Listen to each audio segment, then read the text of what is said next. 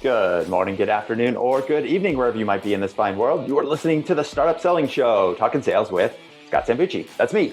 Today's episode is a guest episode, and today's guest is Doug Brown. Doug is a highly acclaimed sales revenue growth expert, and he's an international best-selling author. That's pretty good so far, right? He's coached, consulted, and advised thousands of people and businesses, and he's also advised really big companies like Enterprise Rent-A-Car, Nationwide, Intuit, Proctor and Gamble, CBS Television, and many, many others. Over the course of his sales career and his sales training career, he's been an independent president of sales and training for Tony Robbins, for Chet Holmes, for Russ Whitney, and a few other well-known sales trainers. Many of you probably have heard of Tony Robbins.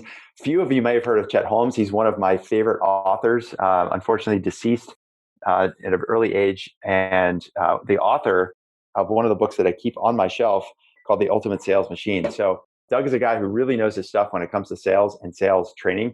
In the course of his career, he's generated over $500 million in sales.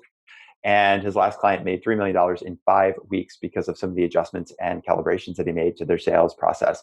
His mission in life is to help companies grow their sales revenue and have better performing sales teams. So, hey, what better person to have on the show?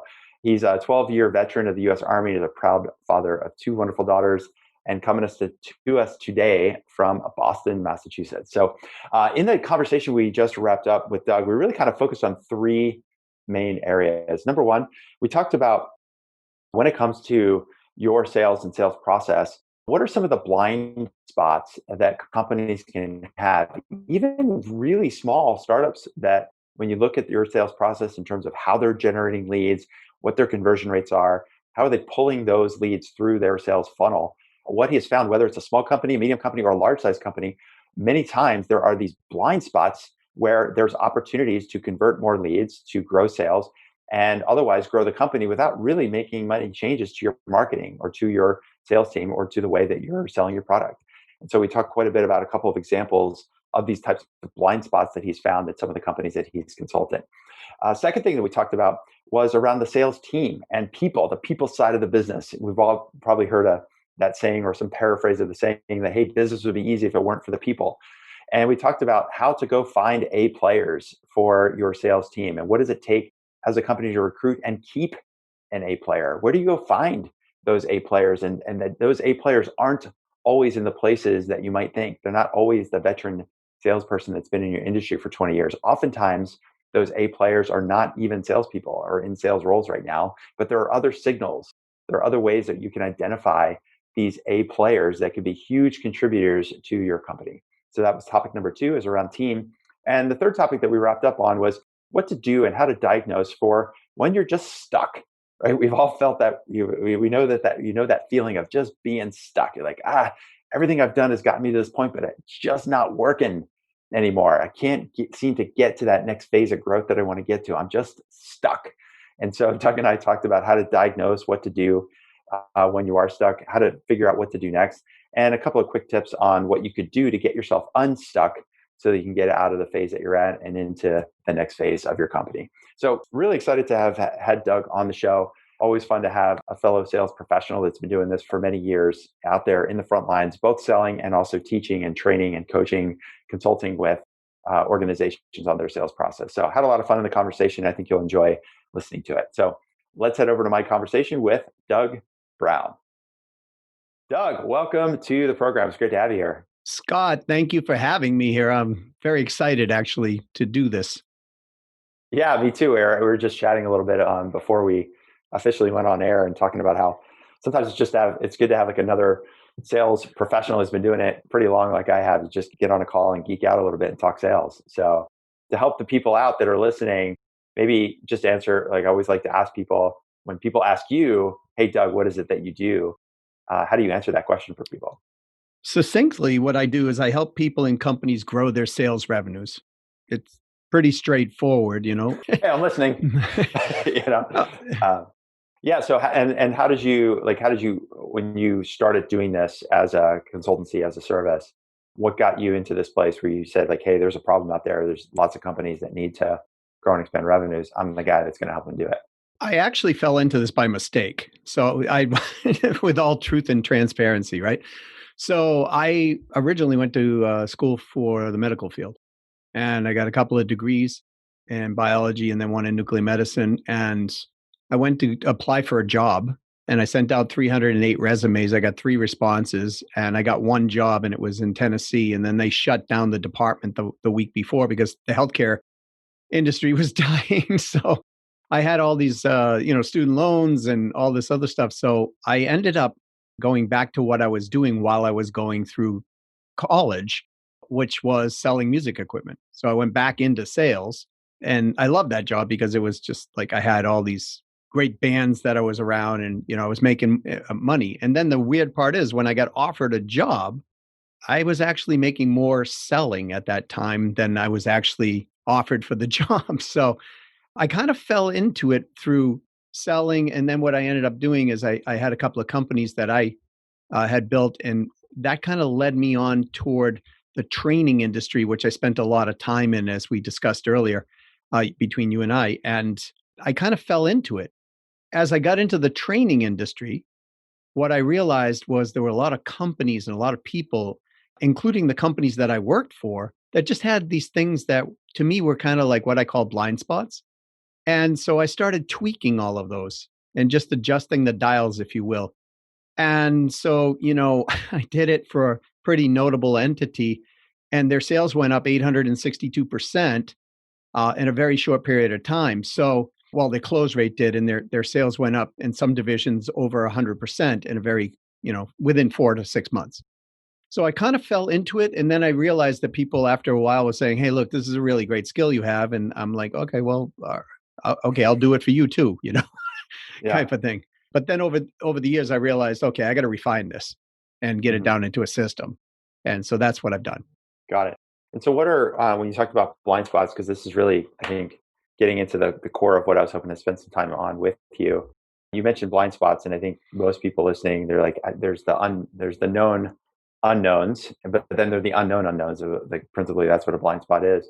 So what are a couple of examples of these blind spots that you identified with companies that, you have this lens in which you're viewing the process or their sales or how they're going about selling their product, and you're like, oh, here's a blind spot.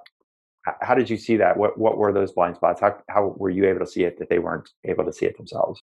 Well, it's always easier to see from the outside than it is the inside, right? So, if we were in a vehicle driving along and we're having a good time and we're talking and the music's on and all that stuff's going on, but then people come by and they start, waving at us and asking us to put the windows down, and we roll the windows down and they say, your back tire is flat, right? It's going to go flat, right?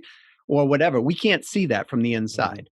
Now, if we were on the outside and we inspected the car prior to, then we'd see it. But that's typically what happens with companies. And it can be very, what I've noticed over the years is the most simplistic things, or the things that we think are simplistic, that companies are missing are some huge turnaround revenue for them, because they have a lot of untapped revenue sitting in their sales cycle or in their customer journey. So, what Mhm. I do is I look at the customer journey, and I can give you an example of a client that actually went from 48 million to 110 million in 2 years. Okay. And when I looked at what they were doing, they were generating a ton of leads. I mean, just bombarding their salespeople with leads, not very qualified leads, but with leads. And so what I did is I ran the ratios. I said, okay, what are we getting for leads, and what are we getting to first appointments? What are we getting to second appointments? Because they did 4 appointments to basically get their close. Hmm. And what I realized was 62% of the incoming leads never made it to the first appointment. But if they got to the second appointment, they closed at a pretty heavy rate on the back end. So it's a big wide funnel at the top, but then it got pretty narrowed later on. Absolutely. Yeah. Absolutely. And so I did a little digging, and I went back to the client, and I said, look, here's what's going on. If we can just get your leads from here to the first step, Hmm. everything else seems to be static across the board. You're going to close, at each stage, you'll close X of those. And he said to me, I don't believe there's 62% of my leads not going into the first stage. I said, well, they're going in the first stage, Well, can but they're I not stop you going. there? When he said he didn't believe, what does that mean? Like he didn't believe that? Did he think that his salespeople were getting them into an appointment? Like, did Yeah. he? Yeah. I mean, so many times a company looks at top line, right? So they look at top line and then they look and they say, okay, well, we're doing this in profit or whatever, and this is where we're at.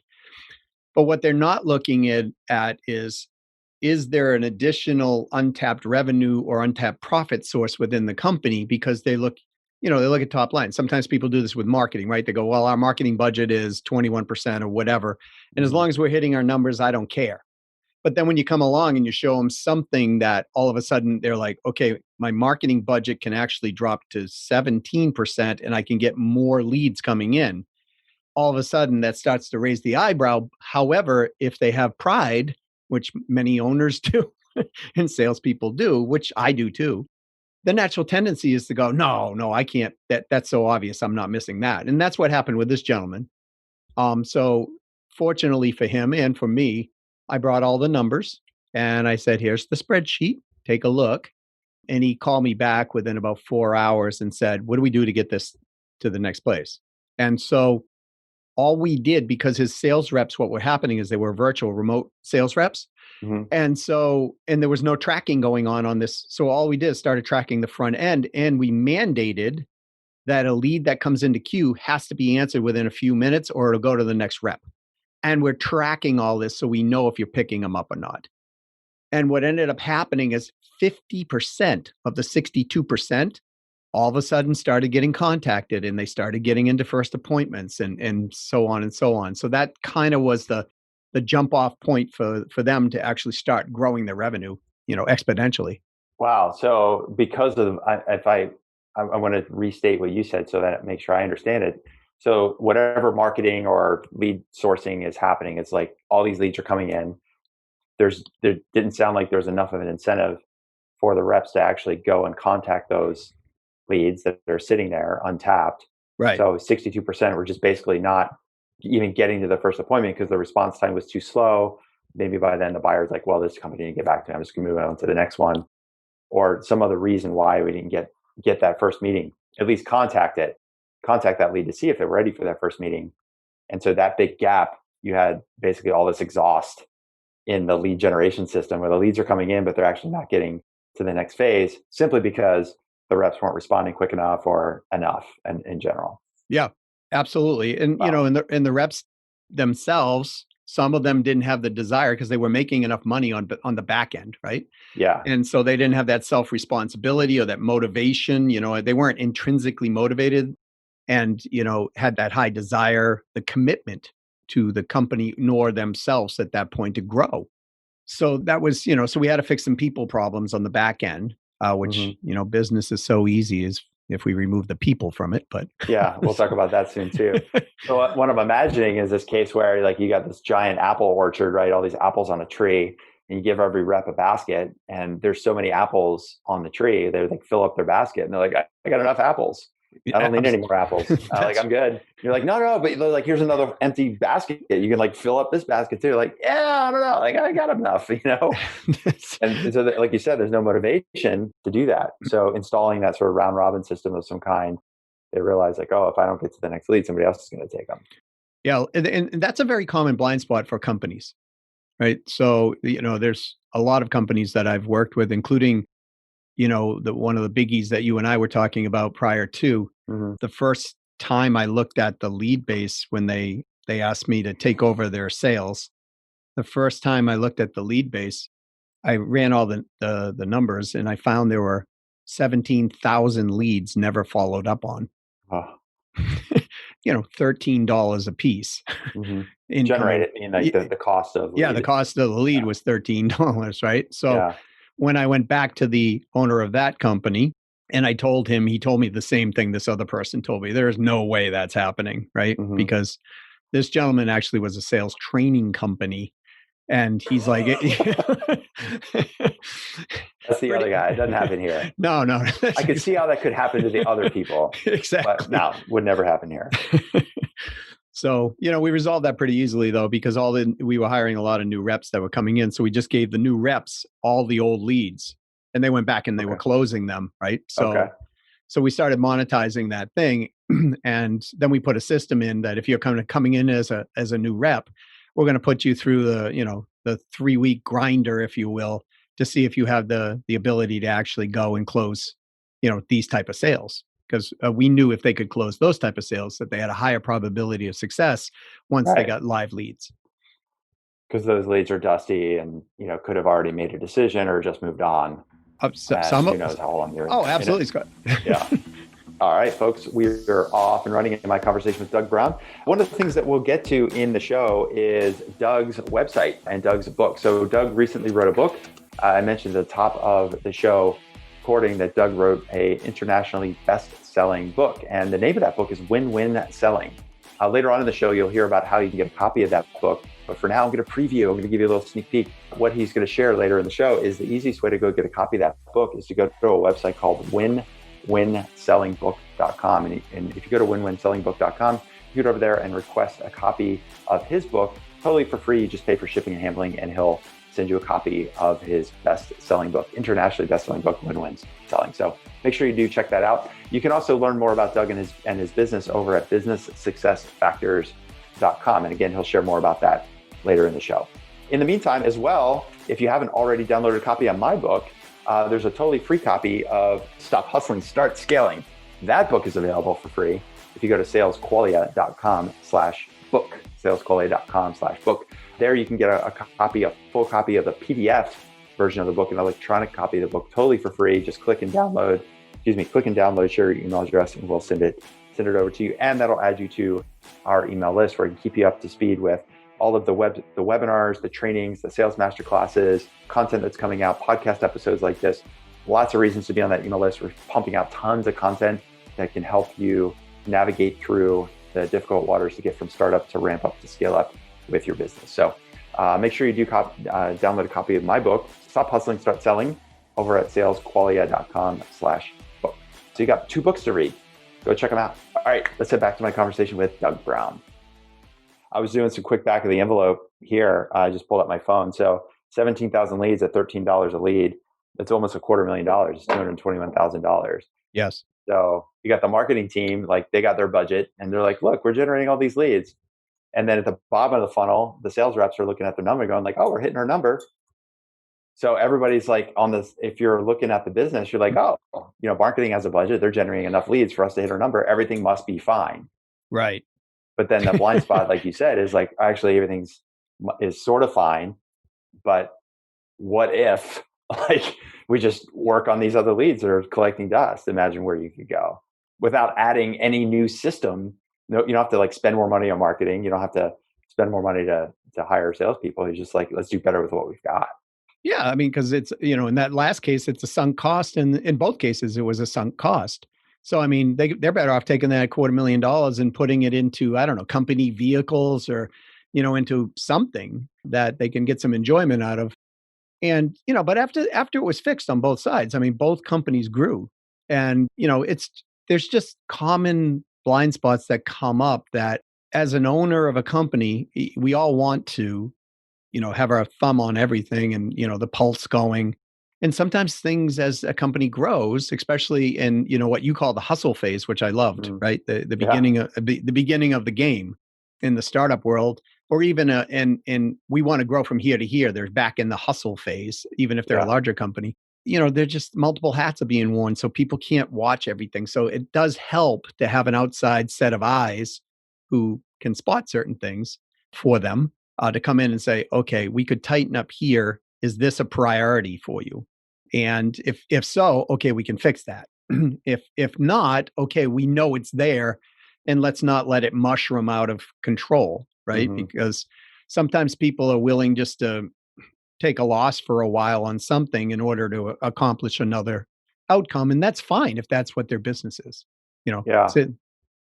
Well, you take a company, especially one that's in growth mode, and a lot of it is, as much as you're hiring people to take over systems around marketing or sales or customer success, a lot of it is a sort of like just everyone go. Everybody's running and like sales are growing and marketing is doing its job and sales is doing its job and retention is good. But you just don't get a chance, like as a business owner, sometimes to just take a look inside the business every once in a while. And like micro examples of this, like one of the things that I learned to do is every quarter I just go through my credit card statements and just look at like the business credit card. Like, what software are we paying for? Are we actually still, did I sign up for some free trial 3 months ago and I forgot about it? And they had a credit card put in. I'm like, oh, $20 a month. Yep. But those are like micro examples of exhaust and inefficiencies in a business, where you realize like, man, if I just take 10 minutes a quarter to go through my credit card, it's not big money, but it's the habit of getting into and doing the introspection to see like, what can I clean up in here? What am I missing? Because every once in a while, what I found is the opposite. It wasn't a small expense. It was somebody on Upwork that was charging me $400 a month for not doing work, but I never picked it up. And now all of a sudden I was out like thousands of dollars. Without question. I had So it's easy to lose that stuff. It's, as you said, it's easy, right? It's easy to start losing when you don't look at that. And you would expect that a company, had financial people that would look at, even your CPA would look at that, and say, hey, Scott, listen, I noticed these expenses here.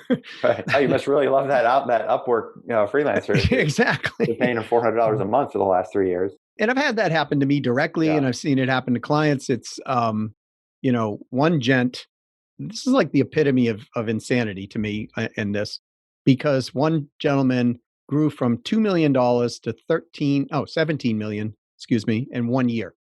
And they would install, Wow. It was That's a big, it was huge growth, right? And they install like utility poles and things like that. And so I talked with them and I said, geez, why are you here? I mean, you're growing. What might be the issue? And they go, we can't figure this out, but we suspect we're like 60 days from going out of business. And I said, what do you mean? Right. And they said, well, I just don't know where the problem is. And so I started asking a few questions. I'm like, okay, well, tell me, what are you selling? All the basic stuff, right? Where's the invoices going? Where's your P&L? Basic stuff. And long story short, they said to me, we don't have any of that stuff. I said, who's doing your books? And they said, well, it's a friend of my daughter's. And I said, yeah. We need to look at your books, please. Right. And so we did. And what I found, this was insane. There was $13 million uncollected, most of it over 60, some of it over 120 days. And so they went back and just made some simple phone calls saying, hey, listen, our invoice is coming out, et cetera. And they literally had clients saying, when were you going to call me? Like, what? I have a check that's been sitting here for you, that type of thing. And they collected the majority of that money over the next 4 months. And so, they put a real bookkeeper in and a real financial system. So, and they seem to be doing even good today. So, it could be, it's just everywhere. It happens to every person, I think, in business. Yeah. Well, I think those are good stories, and especially on the sales side, when I think about that lead exhaust of the 62% or the 17,000 leads. And there was a topic in there that I wanted to come back to, and you mentioned people and people problems, and that business would be great if it wasn't for the people. I think I'm paraphrasing a little bit. So you think about a company that's growing. Oftentimes, it's the founder that obviously gets the machine rolling. Oftentimes, the founder that's the best salesperson and then becomes the effective sales VP. They start hiring salespeople around them. And then if they keep growing, then they can hire a VP of sales or someone to take that over. But that's, can take years and millions of dollars to get to that place. So one of the questions we always hear from founders that are growing is like, how do I make sure I'm hiring the right people? How do I swap people out if I get somebody who's not performing? How do I move somebody? How do I know when it's time to promote someone? So I know that these are a lot of big questions, but just as a theme that I'd love to spend some time on with you is, the people side of sales. And so maybe we could just start with like, what's one big mistake that you see most growing companies make when it comes to people on the sales side of things? Well, a lot of times what they're looking for when they're growing like this, they're looking for A players. They're looking for the star salespeople, right? And we used to call them superstars at Chet Holmes when I worked with him. And so they're looking for that. But the first question first it's, okay, why do you want to do this? Right. And then, we get that out. But the next question I ask them is, you want to attract A players. The question is, are you set up as an A company that when you land an A player, that they're actually going to stay with you. So many times growing companies are not set up to handle an A player. They can land them, bring them in, but then they'll attrit out very quickly because they don't have the right sales system set up. The process is very kludgy. If they're a big enough company or even any size company, really, I mean, they don't have a Glassdoor rating or something like that. Like these are some of the things that A players look for. And A players know that they can sell. And so they're constantly interviewing, So if it's not set up for them to actually have a place where they can launch off and get quick revenue or quick hits, then the company will lose them. That's one of the big mistakes I see that growing companies make. Yeah, I definitely see a scenario where you could get the A player in. The A player could be equally excited coming in, going like, wow, there's so much like virgin territory here and so much opportunity to grow. If I could just get in there and roll up my sleeve, I could sell the heck out of this product or service or whatever it is. Then they get in there and they realize there's so much missing. There's no framework or no lattice to support them. They're spending a lot of their time system building or hacking stuff together. They can't go do the thing that they're good at, which is to go sell. Without question. And then is the operations set up to actually be able to handle that level of growth? Because I know one time I went in and I sold 5 very large clients for a company, and we were in hyper growth mode. And, I worked for that company back then. And I sold 14 accounts that month, 5 really big ones, like brand name stuff. And they couldn't install the services for these 5 big companies. Everybody was excited, but they couldn't install them. So, that was tens of thousands of dollars in commissions to me that I was, I had 2 little kids at the time. So that was very important to me. Still today would be. And, so eventually I left that company because they just didn't get their processes together in that period of time that I needed them to. Yeah. So you can get out there and go do your thing and sell your stuff. But if you're not getting the support, that'd be a great reason for someone to leave. It certainly would make me want to skip town. I'm like, I'm doing my thing. Like you asked me to go sell, I went and sold it, and now we can't implement. So that's a key part of the sale, of course, to make sure the customer is getting the service delivered. The flip side of as you were talking about attracting A players, a lot of times when we work with teams, sometimes they tell us like I'm doing everything I can, but I can't seem to find an A player. And I often wonder if that's, and I think I know the answer to the question, but it's probably just the mirror reflecting on yourself. The reason you can't get the A player is because anybody who is an A looks at what you're doing and be like, I'm not going to go work there. So you only get the B players who don't understand the difference between an A and a B company. I think that's accurate, as the number one. I would say the number 2 is they don't know where to look for A players. Oh, interesting. Right? Because, they're trying to get them on like sales ladders or, some type of recruiting site. And to get an A player, you got to go where the A players hang out. So, if we were going to play, I don't know, professional baseball, right? I mean, we're going to go where the pros hang out, if we want to get that kind of knowledge. So a lot of times A players also they can also be untested. How so? How do you mean? So there's 2 types of A players. There's the seasoned sales vet, right?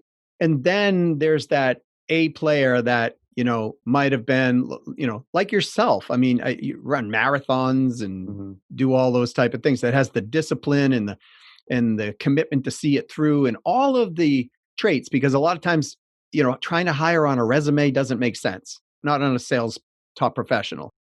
So you'll find those type of people, people who do like just martial arts or something like that, right? I mean, you look for traits, you look for the sales DNA. Do they have the desire to sell? Do they have, the things that you would look for in your top performers? So you could look at your top performers and profile them in a way of having them take, assessments.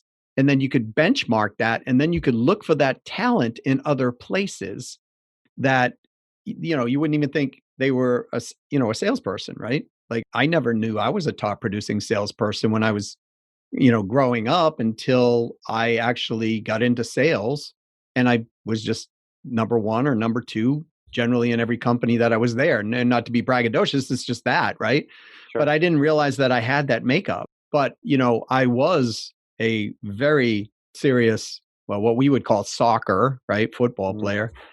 And I was a very serious baseball player, and I did study martial arts, and I had a lot of the traits that I now know are A players. But how's that translate into sales? Well, if you can teach process and you got the right kind of skill sets there, and you just need to train on those skill sets, those people sometimes will rise to the top very, very quickly. So, but they're not hanging out on sales ladders. They're not hanging out, on monster.com. Well, and even the top sales reps that are the seasoned veterans, they're not. A lot of times, it's like good engineers. You go to try to find a good engineer. Where they hide? Like, where do you find them? Well, you got to find a basement somewhere because that's where they're hiding. I mean, Right. like sometimes literally or figuratively. Like they're not kind of people that are going to go out and tell everybody they're the top salespeople. They're not going to sales ladders to look for a job. Like people are coming to find them because they find out through the industry. Okay, this person's good. And so I want to come back to that A player. The A player you were just describing, the person who's disciplined and has the other signal that would indicate, okay, this person has all of the discipline and all of the traits of what would make for a top performing salesperson. I had two follow-up questions on that. One is like, where do you find those people?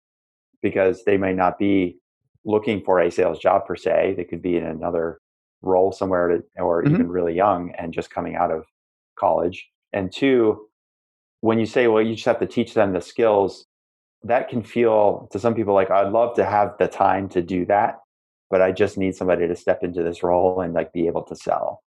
So Right. I don't have time. So how do you can answer the questions in whatever order you want, but those are two follow-up questions that came to mind as you were describing this second type of A player. So the first is you go where they are, right? So for example, if you're A-type players, you're looking for people who have high discipline, for example. You go to places that are teaching that type of thing. You can, I've gone to universities and, wrestling clubs, right? or the merit scholarship club of whatever. And you can post ads in these places for relatively cheap money. So, interesting. And then what you're looking for is the profile. So again, if you're going to be an A player company, you want to know exactly what profile you're looking for. And so it could be, anywhere. I mean, we posted stuff like when I worked for Chet Holmes, for example, we would post stuff in martial arts places. We would go to conventions where, high performers would be, and we would take ads in places like that. And what we found is people, if you write the right ad, that's the other key, right? You write the right ad, it will attract these type of people because they're competitive as can be, right? They're not going to be a championship skier, Yeah. Whether it's, they're not known as, on the Olympic team or not, but championship skier is going to be competitive. I mean, most of them are. So if you're looking for that type of profile in your company, that you want them to be very competitive, high desire, always wanting to win, but doing it in a win-win fashion, not, trying to crush somebody, then you want to go to those places that they hang out, they read, they frequent, they listen to, whatever it might be, podcasts like you're doing right now, right? There are certain people who listen to podcasts. So you can throw an ad out on something like that because you can just, go to the podcaster and say, hey, I'd like to sponsor you or whatever, right? So there's some outside things that they can go do. They're not reading the newspaper. They're not reading, certain things, but whatever they are reading, that's where you want to advertise. You want to find them there. One comment on that, I was just thinking about, like take a collegiate athlete or somebody who's coming up into, like you mentioned, skiing, right? Somebody who's on a ski team or somebody that's a collegiate athlete in whatever sport. Like the only way to become like a Division 1A college athlete is to be like pretty damn good and pretty disciplined. You can't really fake your way through your life to get to that point. Now, there's some people who may work harder than others, but the thing is, like most of those athletes, using athletes as a genre of people, they're not going to the next step in that profession, right? They're not going pro. True. So you have, whatever 95% of the people that go undrafted that are now looking around going, what do I do? So I'm looking for a job now.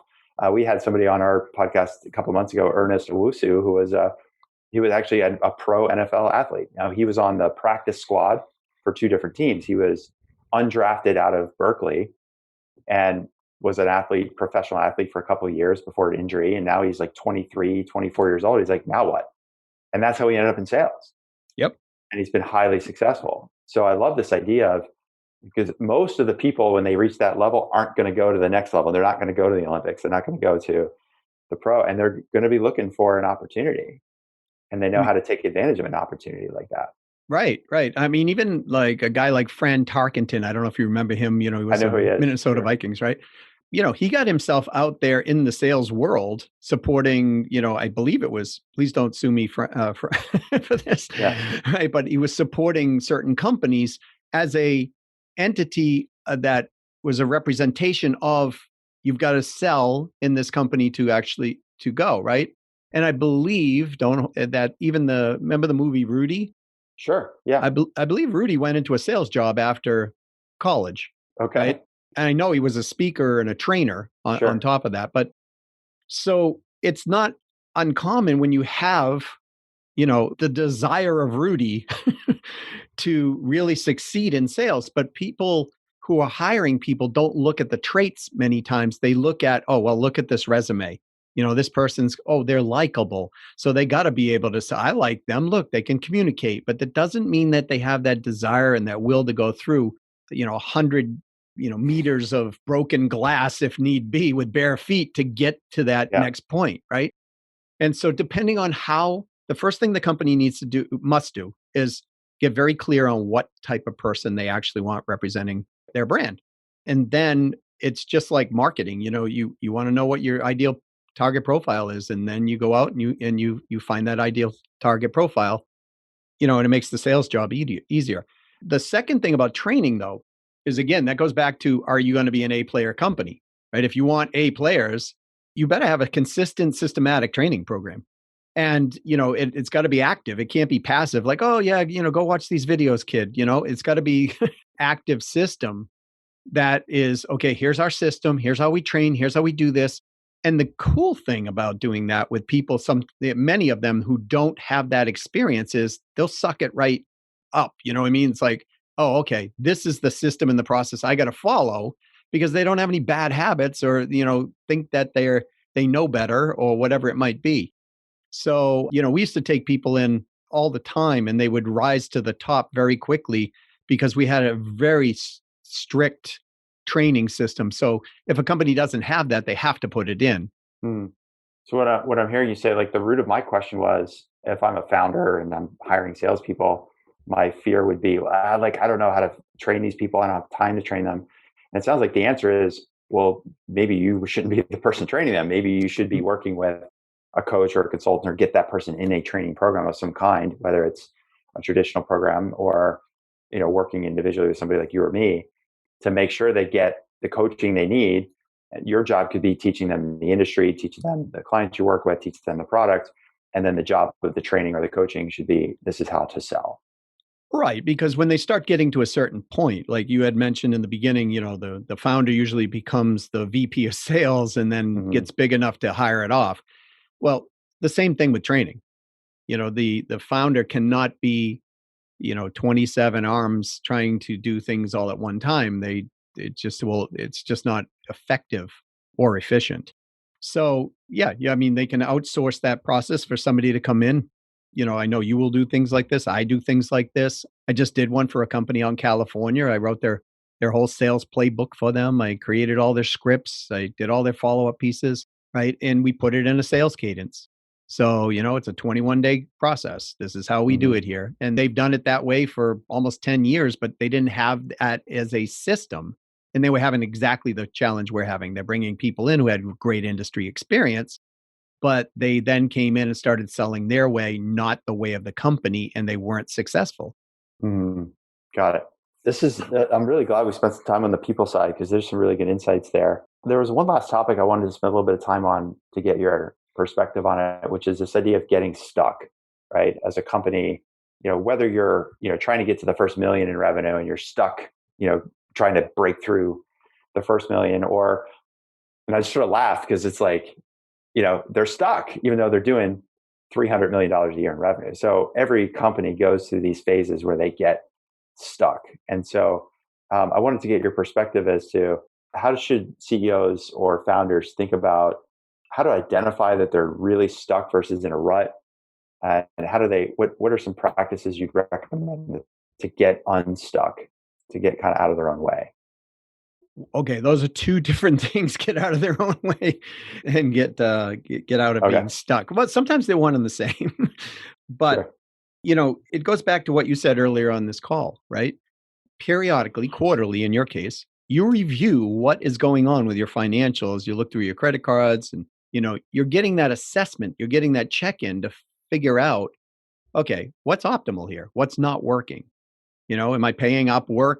Oh my gosh, look at that. I spent, all this money on Upwork. And so no matter what company, there's always some level of dysfunction. I mean, I've not ever not seen that happening, including my company, including, right? So I don't want to sound like I'm, an elitist here, but we have our issues as well that we have to do this. And I'm constantly, monthly going back and checking everything. And the reason I do that is because just what you were teaching, I think it was on the one of the Facebook that I looked at, some of the things that you were talking about. If you're turning a blind eye to these things, they don't get better, right? So we have to be able to continuously look and monitor and assess. Now, if they're large enough, or even if they're not, but they can afford to be large enough, then they should hire somebody from the outside, somebody who's just got a fresh set of eyes. Because it never ceases to amaze me, Scott. I don't know if you have this happen regularly, but I do. I'll go in, I'll do the assessment, I'll give them all the results, and they'll say, "My gosh, this is eye-opening." And what I've discovered is their employees were telling them 80% of what I told them anyways. Mm, They just kind of were not paying attention to that, right? They had other priorities or whatever the issues were. And so for me, that periodic assessment is critical in a business. This is why, big companies have audits all the time, right? I mean, if they're large enough, they're mandated to have public companies need to be audited. And part of the reason for that is to discover where they're going, where they've been, and, what might be not working. yeah. So I'm imagining some kind of sales process audit of some Yes. kind, which Yes. it sounds about as fun as a colonoscopy, but like, oh, great, I'm going to get audited. But it sounds like, this is really like, just like you would audit your books, or you would audit like you do bug tracking and bug fixing and Q&A, Right. engineering code. Why not do the same sort of thing on the sales process? Because it's fundamentally the same thing. You're just running through a process and trying to constantly improve.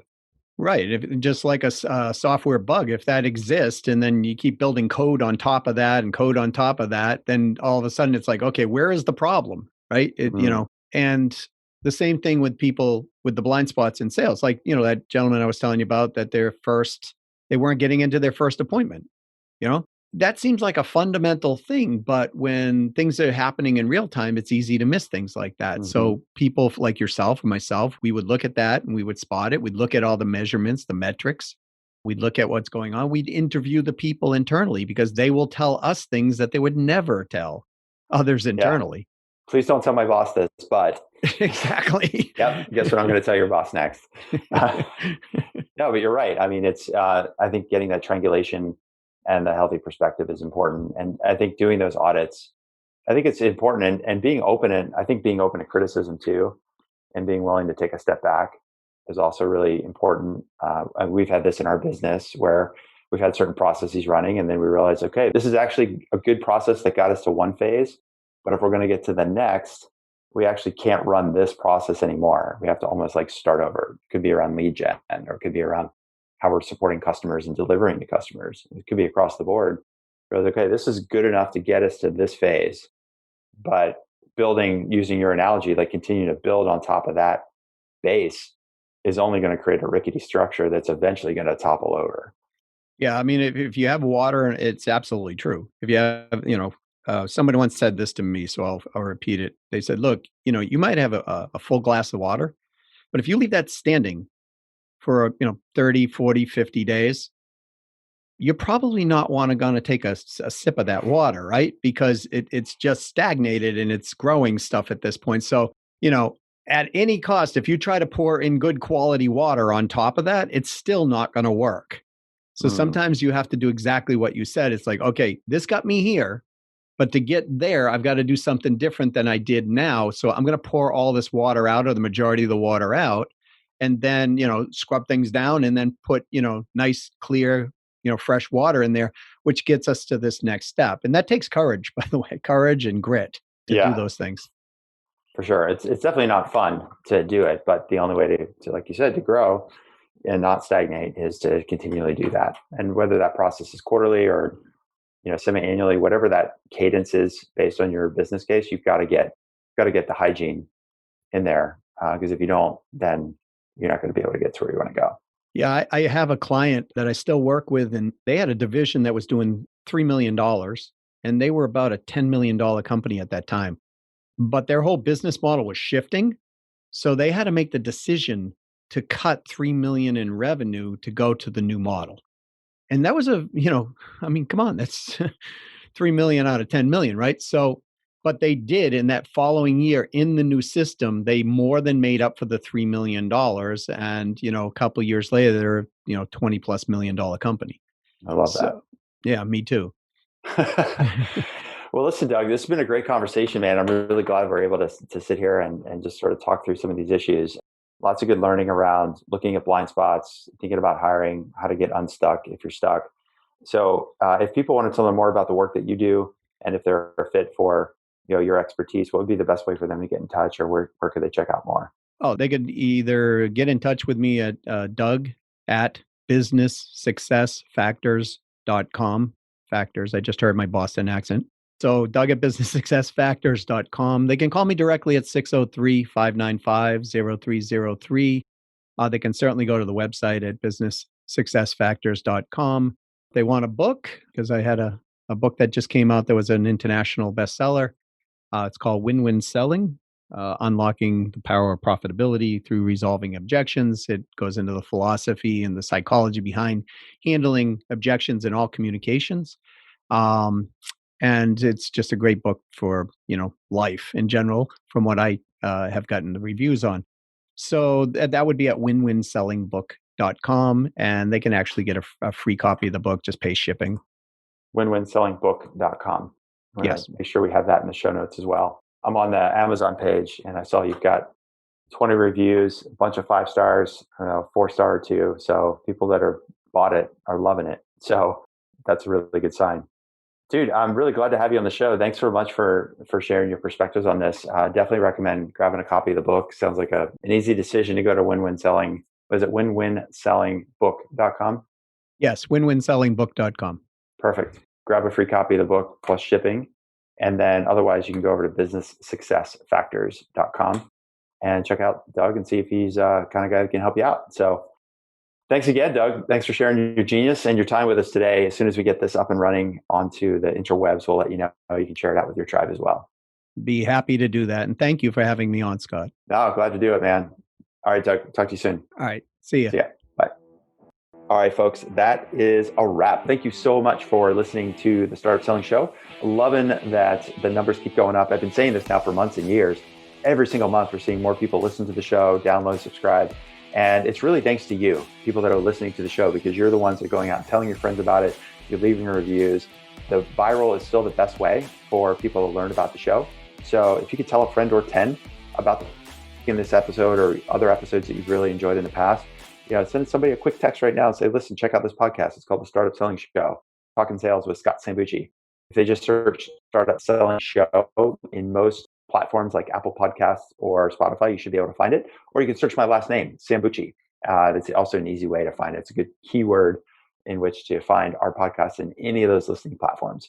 So please do tell a friend or 10 and go over to one of those platforms where you might be listening to the show and leave us a review. Even if it's just a star rating and a quick comment, we do pay attention to those reviews. We want to hear what we can do to make it even better. If you have a guest suggestion, email that into us. Whatever you think could help us make the show even better, I'd love to hear from you. So that's it for now. We'll do another episode really soon. Thanks so much for listening, and thanks for being a listener to the Startup Selling Show. This is Scott Sambucci signing off.